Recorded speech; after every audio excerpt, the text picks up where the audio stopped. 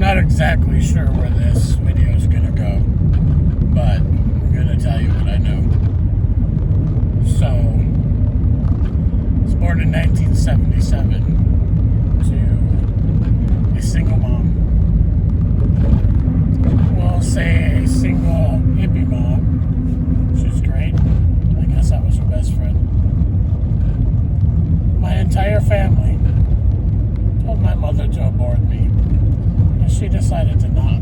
So, at minimum, I owe my mom that. And throughout my life, I guess she did the best she could.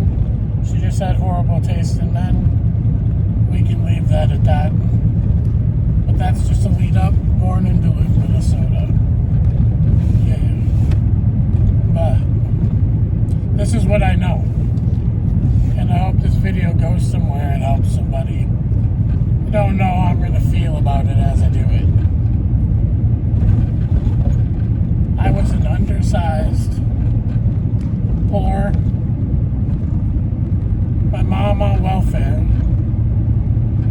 little nerdy boy for most of my early childhood. I grew up in a rough neighborhood. I wouldn't say it was like the roughest neighborhood, but it was pretty rough.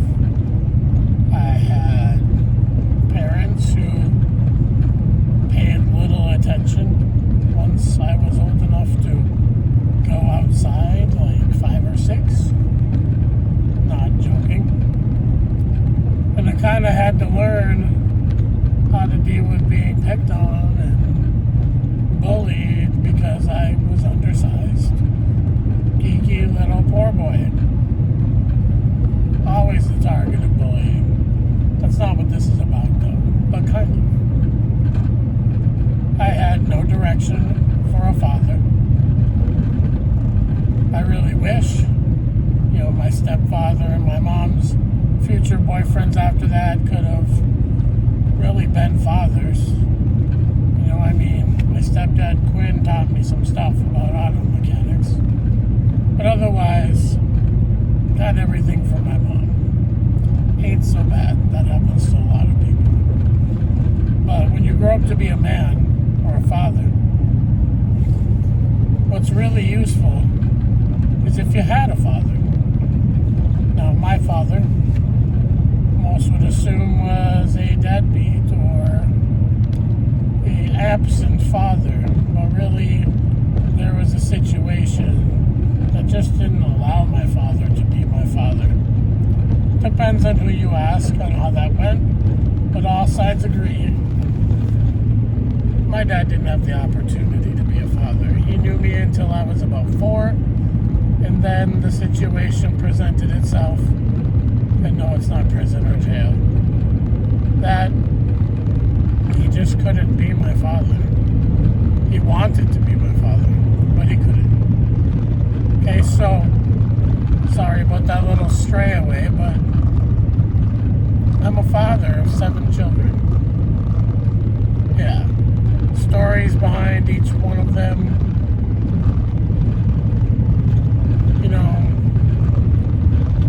We could spend all day talking about that. It's just important to know I'm the father of 7 children. 4 girls, 3 boys.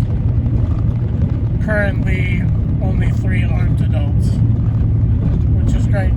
They've turned out to be wonderful children. Even though I really didn't have a playbook on how to raise them. But all through school, all I knew was being picked on and bullied and stories made up about when I was 16 and nearly died. Well, technically I did die. I was without a heartbeat for more than 2.5 minutes or so. The doctors asked my mom if they should enact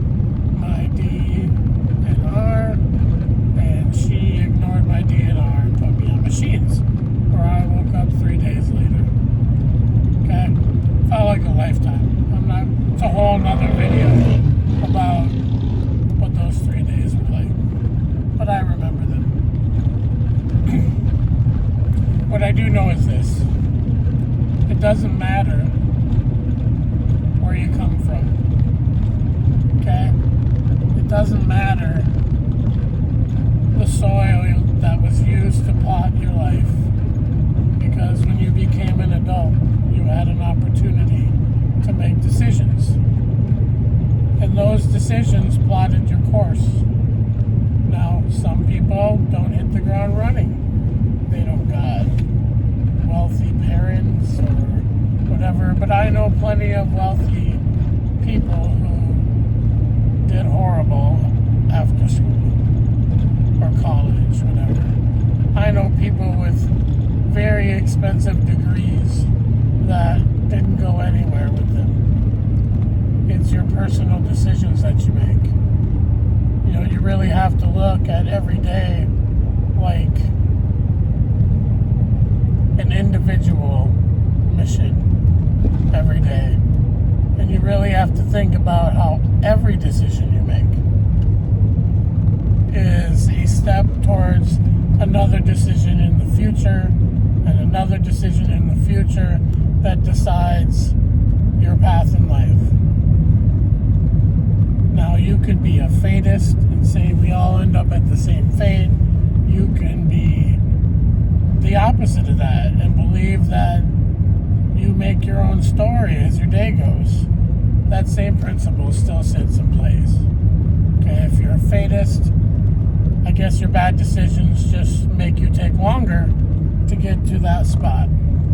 And if you're the opposite of that, well, your life is just what it is by your decisions. You know, but I do know this. I do know a few things.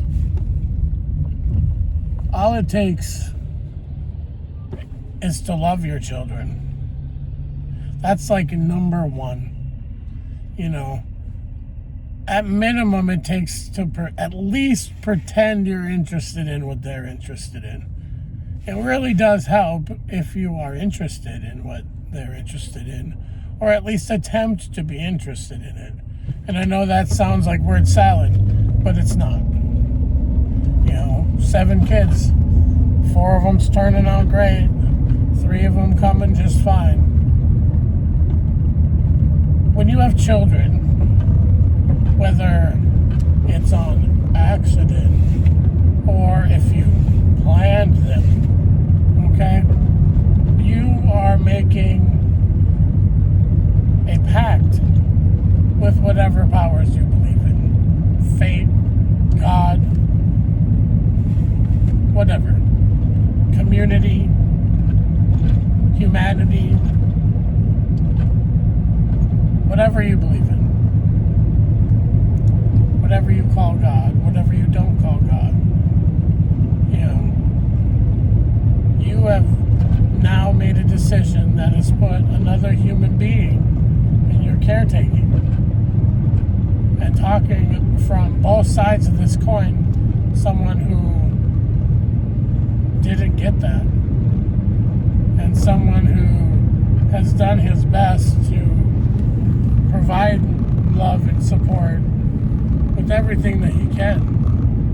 You know, I'm not perfect.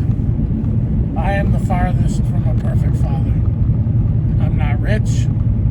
My kids could definitely have had some more things as they've grown. Hopefully I can be in a better position to help the last 3 out a little better and make it a little more comfortable, probably because of the experience that I've picked up on the way. You know, but you gotta be there for them. They may scoff at you, they may whine about it, they may shrug their shoulder at you when you try to put your hand on their shoulder and talk to them. They may say nothing when you say what's on your mind. You know, they may do a lot of things, you know, but they love you and they care about you. And you love them and you care about them. And it's very important that they know that. It's very important you always take the high road as much as you possibly can to show them what the high road is. You know, it's very important that you pay attention to what they're being taught in school and to fill in the gaps that the educational system doesn't fill in. There's lots of things they don't teach in school. Some people just think I send my kid to school, send my kid to college, and they'll be ready. That is not it. They do not teach you the things that are necessary to be a good human. They don't teach you potholes to avoid because they cannot. Yeah, sure, the DARE program can talk to your kids about drugs. Okay, like they're going to listen to that officer. Maybe some will. But the officer is the opposite side of the authority for that. They need to be talked to about drugs by an ex-druggie. They need to be talked to about drugs and alcohol, and they're going to do it anyways if that's what they want to do. Like, just because you put them through that awareness class doesn't mean they're not going to do it. You know? Just because you talk to them about suicide doesn't mean they're not going to do it. Just, you have to be there. You have to be in the picture. And I understand work. And I understand paying the bills. I work 12 to 14 hours a day. Right now, with 3 kids still in my house, as a single father. And you still gotta be there. It's a gotta. It's gotta. They gotta know when they call you that you're gonna come. That you're going to fix everything. They know you ain't perfect. They've seen you their whole lives, just like you've seen them their whole lives. They know you probably better than you know them. Especially this day and age.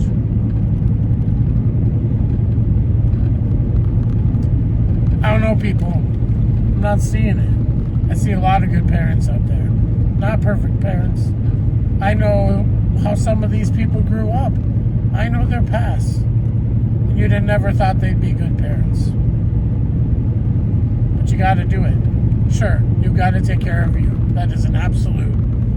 But they're gonna take care of you. When they come home and instead of shrug their shoulder, they give you a big fat hug and tell you how much they love you. Or that smile comes on their face when you have their back in a principal or counselor or teacher meeting at school because they fucked up, but you still got their back. Making sure that the process goes right for them. Putting your neck on the line for them. Someday's gonna come. And if you don't want to do it for their benefit, think about yours. Do you want your kids to grow up, move out, and then you're alone? With no family? They don't want to talk to you. They don't want you to be a part of your grandkids' life because shit, you weren't a part of their life. I'm talking to you parents. I've been the kid that comes from that. I've been the kid that thought about killing himself. I've been the kid that grew up in church. I've been the kid that grew up around drugs. I've been the kid that was bullied. I've been the kid that was picked on. Shit, some kid started a rumor when I was a sophomore in high school that I was gay. I mean, I'm the furthest from gay. I don't mind gay people, but I am a heterosexual male. And I have never doubted that.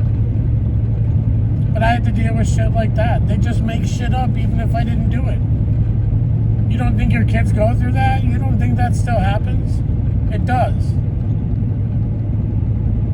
There is no book on how to raise a child. They can give you an idea, but every child is different. They are a human being. You are not their authoritarian. You are their... What's a good way to put it? Their instructor on what they need to become an adult, to become a beneficial part of society. And if you don't do that, all you're doing is creating drones of people that are hitting the world and their parents, when they grew up, were TikTok or Facebook or Snapchat, TV, movies, Marvel. I don't know. It's good. All those things are good. The PlayStation is good. Entertainment's good. Fun is good. Providing that is good. But your hug is supposed to be better. Your love is supposed to wrap them. That should be the end day when they have their worst day. They shouldn't be turning to Snapchat to talk to people that they barely know about how their teacher is expecting too much of them and they're losing track of where they are and their life is so stressful and their car is breaking down or they were working their job and trying to hold grades and look good for college and they have all these goals and all they do is tell social media because they don't want to talk to you because you're not there. All they get from you is yeah, or put your nose in those books and study hard. Maybe they just need a hug. No wonder why the suicide rate in this country is ridiculous. Sure, I've thought about killing myself, like I said, but I didn't. Because I had 3 wonderful women in my life. My mother, my aunt, and my grandmother. Yes, I say my mother, because my mother did the best job she could with what she had. Unfortunately, it took me becoming an adult and destroying my life a couple times and, for her to be there, but she was there. And then she died. And she wasn't there. And then my grandma died. And then my aunt died. And there was no playbook for me.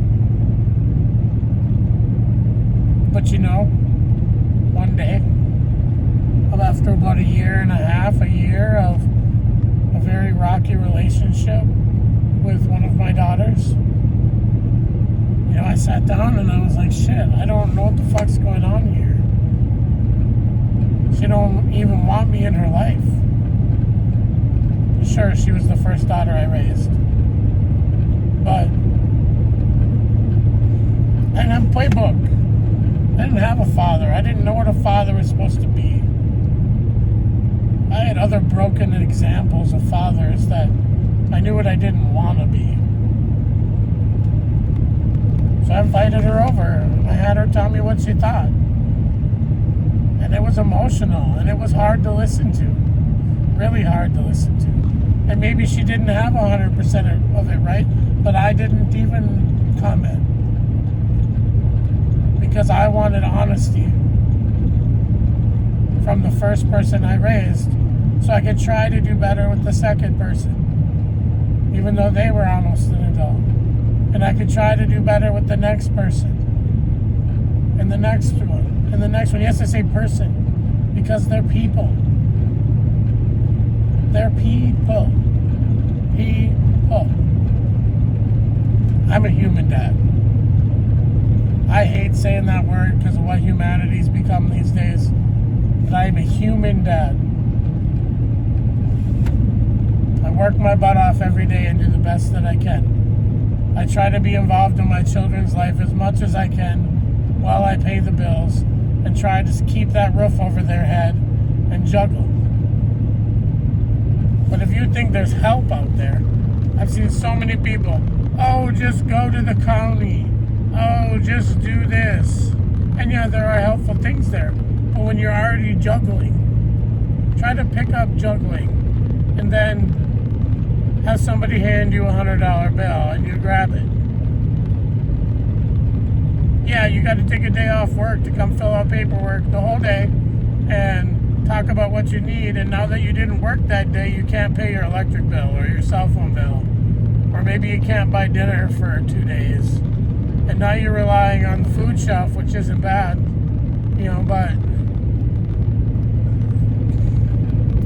they see the breakdown. They see the stress. All you're doing is providing an example of prison for them. Why would they listen to you? You're just a deadbeat who can barely take care of them. And they don't want to be you.